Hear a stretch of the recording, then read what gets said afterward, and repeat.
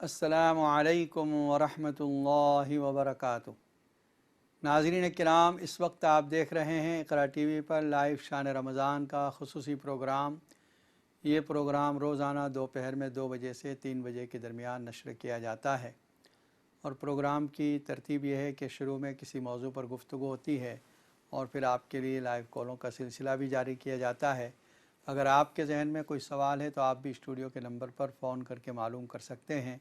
इंशाअल्लाह कुरान और सुन्नत की रोशनी में आपके सवालात के जवाबात दिए जाएंगे।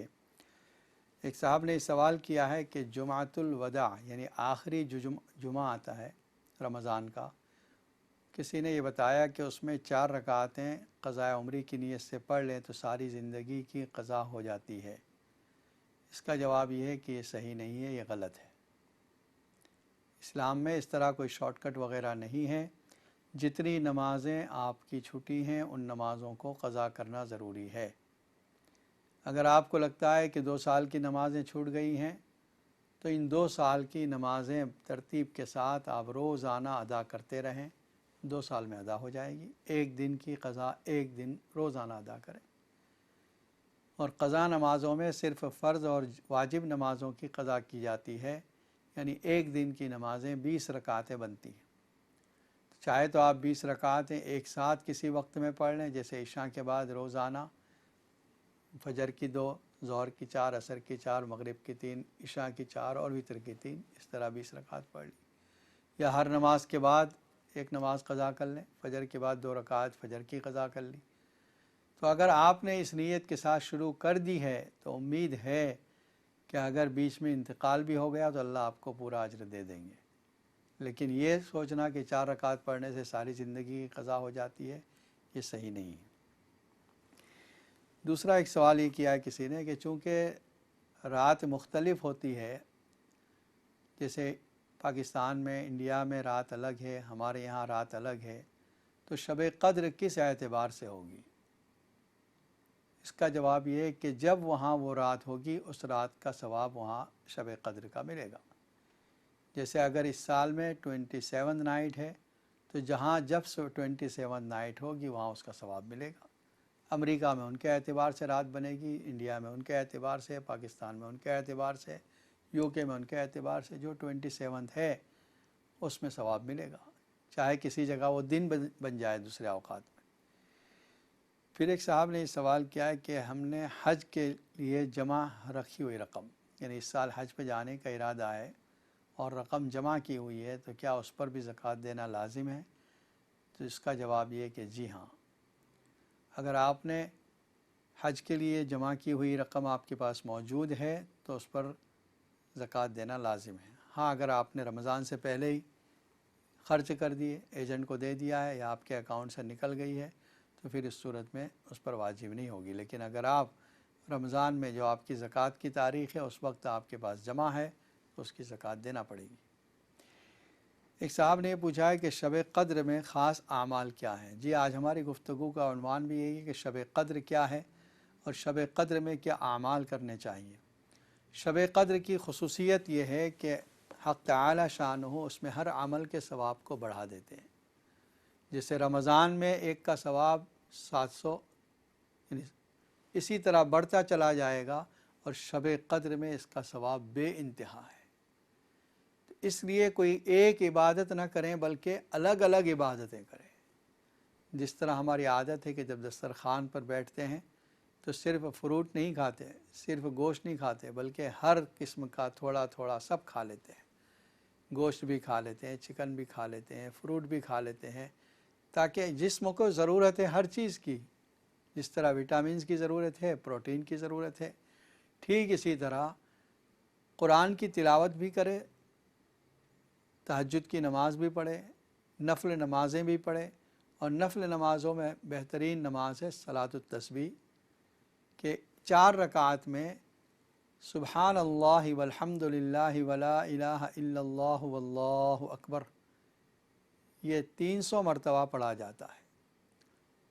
एवरी सिंगल रकात 75 टाइम्स होता है। वो कैसे? जिस वक्त नमाज शुरू करते हैं अल्लाहु अकबर तो सना के बाद 15 टाइम्स यही तीसरा कलमा पढ़ते हैं ولا حول ولا قوت الا باللہ نہیں پڑھتے، اکبر تک پڑھتے ہیں۔ اس کے بعد الحمد شریف اور سورت ملائی جاتی ہے، پھر 10 مرتبہ۔ یہ قیام کی حالت میں اسٹینڈنگ پوزیشن میں 25 مرتبہ ہو گئے، 25۔ پھر جب رکوع میں جاتے ہیں سبحان ربی العظیم 3 مرتبہ، 5 مرتبہ، 7 مرتبہ پڑھنے کے بعد پھر 10 مرتبہ یہی تسبیح پڑھیں گے، یہ ہو گئی 35۔ کھڑے ہونے کے بعد ربنا لک الحمد، اور اس کے بعد پھر یہی 10 مرتبہ 45۔ پہلے سجدے میں سجدے کی تسبیح کے بعد 10 مرتبہ 55۔ بٹوین 2 سجدہ، 2 سجدوں کے درمیان میں 10 مرتبہ، یہ ہو گئے 65۔ اور پھر دوسرے سجدے میں 10 مرتبہ 75۔ اس طریقے میں یہ ہوگا کہ اتحیات کے موقع پر آپ کو تسبیح پڑھنے کی ضرورت نہیں۔ دوسری رکعت جب شروع ہوگی تو پھر پہلے 15 مرتبہ تسبیح، اس کے بعد الحمد، اس کے بعد سورت، پھر 10 مرتبہ۔ اسی طرح تیسری اور چوتھی رکعت میں کھڑے ہونے پر پہلے 15 مرتبہ پڑھ لی جائے۔ اگر کسی رکن میں تسبیح چھوٹ گئی، بھول گئے تو کوئی بات نہیں، دوسرے رکن میں ڈبل کر لیں، وہ 10 دوہرا دیں۔ جیسے سجدے میں جب بیٹھے ہیں، بٹوین 2 سجدہ بھول گیا تو اب جو سجدہ کرے اس میں 20 پڑھ لیں، ٹوٹل 300 مرتبہ ہو جائے۔ اس میں زبان سے نمبر نہ گنے بلکہ ہاتھوں کو اس طرح دبا کر انگلیوں کو گن سکتا ہے، تاکہ عمل قلیل سے، یعنی کسی چھوٹے عمل کے ذریعے آپ گننا اور کاؤنٹ کرنے کا کام کر سکیں۔ اس کے علاوہ ذکر کرنا یہ بھی ایک عبادت ہے، صدقہ کرنا ایک عبادت ہے۔ ابھی صدقہ نکال کر رکھ لیں، چاہے دیں گے جب دیں گے، لیکن اس رات میں جب آپ عبادتوں میں لگے ہوئے ہیں تھوڑا صدقہ بھی نکال کے رکھ دیا آپ نے، قرآن کی تلاوت بھی کر لی، ذکر بھی کر لیا، دعائیں کیجیے۔ اللہ تعالیٰ کی رحمت اس رات میں خصوصی طور پر متوجہ ہے۔ اللہ کی رحمت عام راتوں میں بھی متوجہ ہوتی ہے، لیکن اس رات کی فضیلت کیا ہے؟ ہی حتی مطلع الفجر، یہ پوری رات غروب آفتاب سے لے کر صبح صادق تک، یہ پوری رات اللہ کی رحمت کا ذریعہ ہے۔ اسی لیے ایک بزرگ فرماتے ہیں کہ اس رات میں، بلکہ یہ پورے 10 دنوں میں یہ روٹین بنا لے۔ کیا کرنا ہے؟ سب سے پہلے تو مغرب کی نماز جماعت کے ساتھ پڑھنے کی کوشش کریں، کیونکہ یہاں سے رات شروع ہو رہی ہے۔ مغرب کے بعد جب آپ 2 رکعت پڑھتے ہیں، 4 رکعت اور پڑھ لیں، اوابین کی 6 رکعت ہو جاتی ہے، یعنی وہ 2 سنتیں جو آپ روزانہ ہی پڑھتے ہیں، اس کے بعد 4 رکعت 2 کر کے پڑھ لیں تو 6 رکعت اوابین کی شمار ہوگی۔ مغرب اور عشاء کے درمیان 2-4 رکعت نفل پڑھ لیں۔ جب عشاء کے لیے جا رہے ہیں تو ذرا 5 منٹ پہلے چلے گئے، وہاں 4 رکعت پڑھ لی، کیونکہ اگر یہ رات شب قدر ہے تو آپ کو اس رات میں عبادت کا ثواب مل رہا ہے۔ عشاء کی نماز کے بعد تراویح آپ نے ادا کی، وتر کی نماز پڑھی، پھر رات میں تہجد کی نماز کی نیت سے 4 رکعت، 8 رکعت، 12 رکعت، جو اللہ توفیق دے، کم از کم 4 رکعت پڑھ لیں، اور ذکر، تلاوت، قرآن، صدقہ یہ تھوڑا تھوڑا کر لیں۔ یہ 10 راتوں میں معمول بنا لیں، اور فجر کی نماز بھی جماعت کے ساتھ پڑھیں، کیونکہ حدیث میں کیا آتا ہے؟ جس نے عشاء کی نماز جماعت کے ساتھ پڑھ لی اس نے آدھی رات عبادت کا ثواب لے لیا، اور جس نے فجر کی نماز بھی جماعت سے پڑھی اس کو باقی آدھی رات بھی عبادت کا ثواب مل گیا۔ تو یہ روٹین 10 دنوں میں اپنے معمول بنا لیں، انشاءاللہ آپ کو شب قدر کی عبادت کا ثواب مل گیا۔ اب یہ کہ شب قدر کب ہے؟ حدیث میں جو الفاظ آئے ہیں، تحروا لیلۃ القدر فی العشر الاواخر من رمضان، شب قدر کو تلاش کرو رمضان کے اخیر عشرے میں، لاسٹ 10 days آف رمضان۔ اور دوسری ایک روایت کے الفاظ ہیں، طاق راتوں میں تلاش کرو، جتنی اور راتیں ہیں، 21، 23، 25، 27، 29، ان میں سے کوئی ایک شب قدر ہے۔ اچھا، یہ بات کیوں نہیں بتلائی گئی کہ کون سی رات شب قدر ہے؟ اس میں اللہ کی حکمت ہے۔ ایک مرتبہ نبی اکرم صلی اللہ علیہ وسلم اپنے کمرے سے باہر آئے یہ بتلانے کے لیے کہ شب قدر کون سی رات ہے۔ 2 صحابہ کرام کا آپس میں کچھ آرگیومنٹ، کچھ جھگڑا ہو رہا تھا، بس اسی وقت آپ کے ذہن سے وہ نکل گئی۔ آپ نے فرمایا میں تمہارے پاس اس لیے آیا تھا کہ میں تم کو بتا سکوں، لیکن اس جھگڑے کی وجہ سے وہ بھلا دی گئی۔ دیکھیے جھگڑے کی نحوست کتنی۔ خیر اللہ کی اس میں کوئی حکمت رہی ہوگی۔ بعض بزرگوں نے اس کی حکمت یہ بتلائی تاکہ زیادہ سے زیادہ لوگ عبادت کر سکیں۔ اگر ایک رات متعین بتلا دی جاتی کہ یہ شب قدر ہے تو پھر لوگ ایک ہی رات عبادت کرتے ہیں۔ اب یہ ہے کہ لوگ 10 رات عبادت کرتے ہیں یا کم از کم 5 رات عبادت کرتے ہیں، تو اس سے عبادت بڑھ گئی۔ دوسرا یہ ہے کہ اگر کوئی شخص بیمار ہے، سفر میں ہے، اور اس رات میں جو اسپیسیفک رات بتائی جاتی اس رات میں وہ عبادت نہ کر سکا تو بڑا احساس کرتا وہ، کیا بات ہے اس سال تو میں بیمار رہا اس لیے عبادت نہ کر سکا۔ تو اللہ تعالیٰ نے اس کو مخفی رکھا کہ اگر ایک رات مس ہو گئی کوئی بات نہیں، دوسری مس ہو گئی، تیسری ہے، چوتھی، تو یہ 5 راتیں تیرے سامنے رکھ دی ہیں۔ اور ایک وجہ یہ لکھی ہے کہ اگر یہ رات بتلا دی جاتی کہ یہ رات شب قدر ہے تو پھر اس رات میں گناہ کرنا بہت سخت ہوتا، اور بہت سے لوگ ہیں جو اس رات میں بھی گناہ کر لیتے ہیں، تو ان کے لیے اگر یہ جاننے کے باوجود گناہ کرتے تو بہت سخت ہوتا۔ اللہ نے اس کی تعیین ہٹا لی۔ عبداللہ ابن مسعود رضی اللہ تعالیٰ عنہ فرماتے ہیں کہ یہ رات تو سال بھر میں دائر رہتی ہے۔ مطلب یہ ہے کہ کبھی یہ رجب میں آ جاتی ہے، کبھی رمضان میں، کبھی شعبان میں، کبھی محرم میں۔ جس وقت یہ بات عبداللہ ابن عباس رضی اللہ تعالیٰ عنہ تک پہنچی تو فرمایا رحم کرے اللہ تعالیٰ ابن مسعود پر، وہ یہ چاہتے ہیں کہ لوگ زیادہ عبادت کریں، ورنہ ان کو پتہ ہے کہ وہ رمضان میں ہوتی ہے، وہ بھی 27 کو ہوتی ہے۔ ابی ابن کعب رضی اللہ تعالیٰ عنہ جو قاری قرآن ہیں، وہ تو قسم کھا کر کہتے تھے کہ بس 27 کو ہوتی ہے۔ کسی نے پوچھا آپ اتنے یقین کے ساتھ کیسے کہہ سکتے ہیں؟ فرمایا دیکھیے ہر چیز میں 7 کا نمبر جو ہے وہ بڑا امپورٹنٹ ہے۔ 7 رات، 7 آسمان، 7 زمین، 7 طواف کے چکر، سعی کے 7 چکر، جمرات کی رمی میں 7 کنکریاں، ہفتے کے 7 دن، 7 راتیں، 7 آسمان، تو یہ سب چیزیں، 7 زمین، 7 ہیں۔ جب یہ حکم دیا کہ اخیر عشرے میں تلاش کرو تو 21 سے شروع ہوا تو 7ویں رات جو ہے وہ 27 ہو رہی ہے۔ اس وجہ سے اور لیلۃ القدر جو لفظ آیا ہے سورہ قدر میں 3 مرتبہ استعمال ہوا۔ انا انزلناہ فی لیلۃ القدر وما ادراک ما لیلۃ القدر لیلۃ القدر خیر من الف شہر، 3 مرتبہ۔ اور اس لفظ کے اندر جو لیٹرز ہیں وہ 9 ہیں، تو 9 × 3 is 27۔ اس وجہ سے بھی کہتے رہے کہ 7ویں رات یعنی 27 نائٹ یہ شب قدر ہے۔ حضرت انس رضی اللہ تعالیٰ عنہ فرماتے ہیں نبی اکرم صلی اللہ علیہ وسلم نے ایک سال یہ فرمایا کہ مجھے شب قدر بتائی گئی، میں نے اس کے بعد والی صبح فالوئنگ مارننگ فجر کی نماز میں اپنے آپ کو مٹی اور پانی میں یعنی گیلی مٹی میں سجدہ کرتے ہوئے پایا۔ راوی کہتے ہیں کہ اسی رات بارش ہوئی تھی، میں نے دیکھا کہ فجر کی نماز کے بعد آپ کے پیشانی پر کچھ مٹی کا اثر تھا، یعنی گیلی مٹی جو زمین پر تھی اس کا اثر تھا، اور وہ 21 تھی، 21ویں رات تھی۔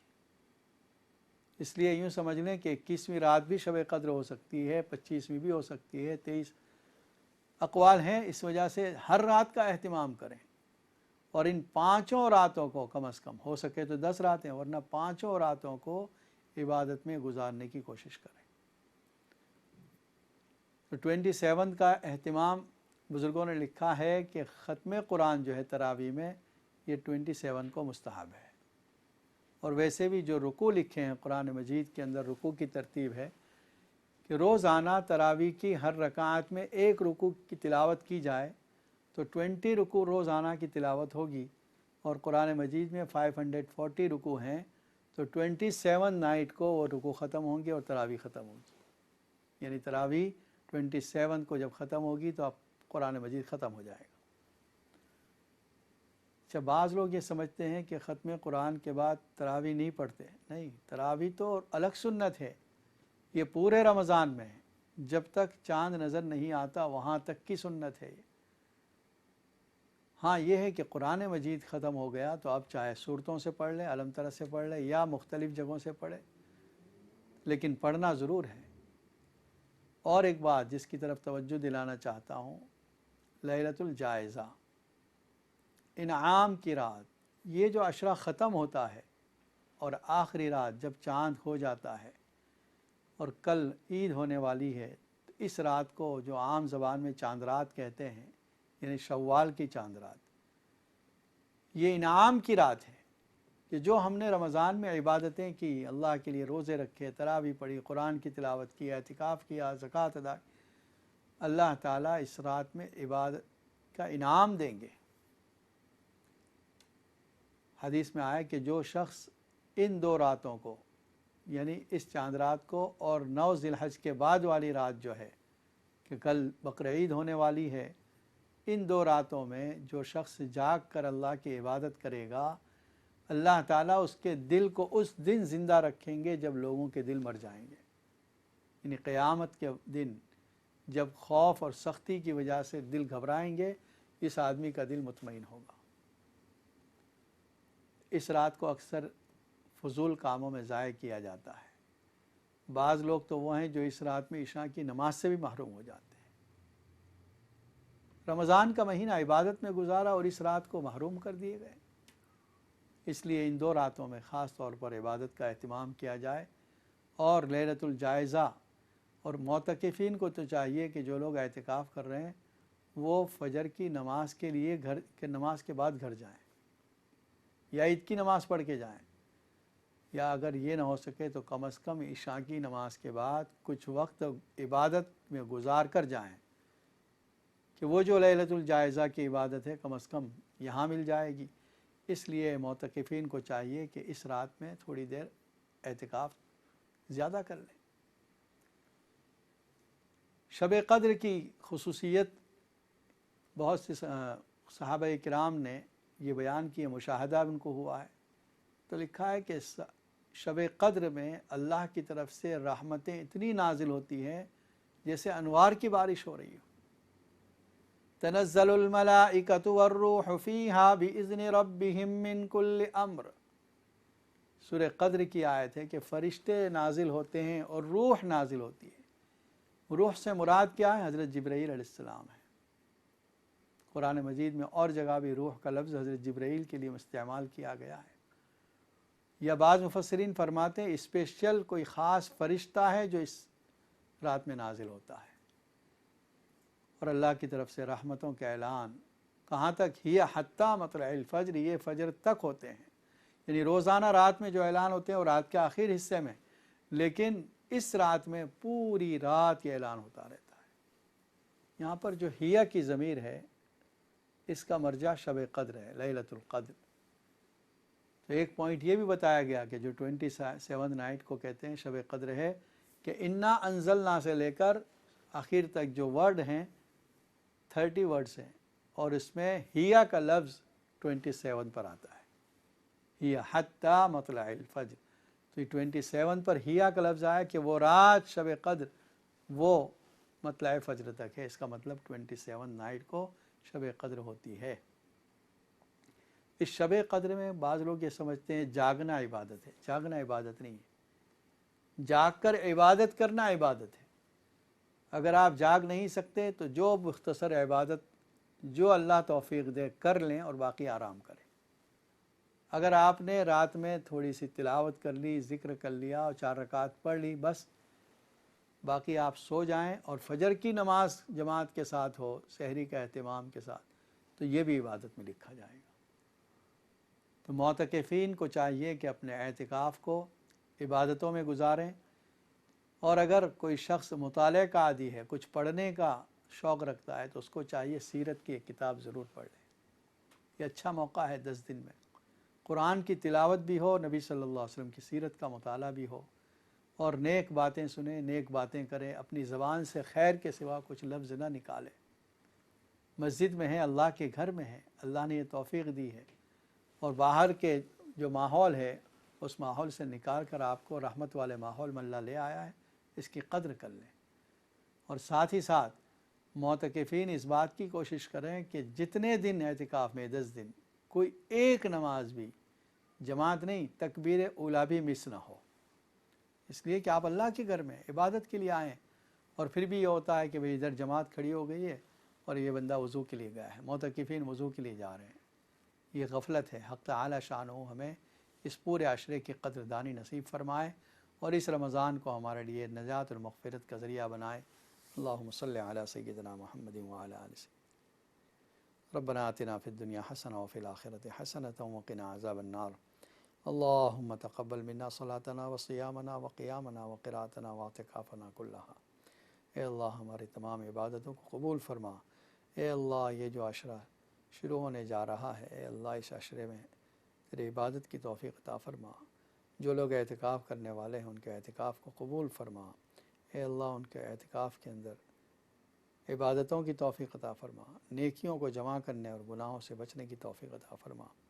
اے اللہ جو مسلمان پریشان حال ان کی پریشانیوں کو دور فرما، فلسطینی مسلمانوں کی مدد فرما، جو مدد کر رہے ہیں ان کی جان و مال میں برکتیں عطا فرما، ہر قسم کے شر سے ہم سب کی حفاظت فرما۔ نبی اکرم صلی اللہ علیہ وسلم نے جتنی خیر کی دعائیں مانگی ہمارے لیے مقدر فرما، جتنے شرور سے پناہ چاہی ہماری اس سے حفاظت فرما۔ اے اللہ جن لوگوں نے دعاؤں کے لیے کہا ہے، لکھا ہے یا ہم سے توقع کر رہے ہیں ان کی جائز مقاصد میں کامیابی عطا فرما۔ حرم شریفین مسجد اقصیٰ کی حفاظت فرما، مسجد اقصیٰ کو یہود کے قبضے سے آزاد فرما۔ اور اے اللہ دنیا بھر میں تمام جگہوں پر جہاں جہاں مسجدیں قائم ہیں ان مساجد کی حفاظت فرما، مدارس کی حفاظت فرما۔ اس ملک میں اور تمام دنیا میں مسلمانوں کی جان و مال کی حفاظت فرما۔ سبحان ربک رب العزت عما یصفون وسلام علی المرسلین والحمد للہ رب العالمین۔ السلام علیکم ورحمۃ اللہ وبرکاتہ۔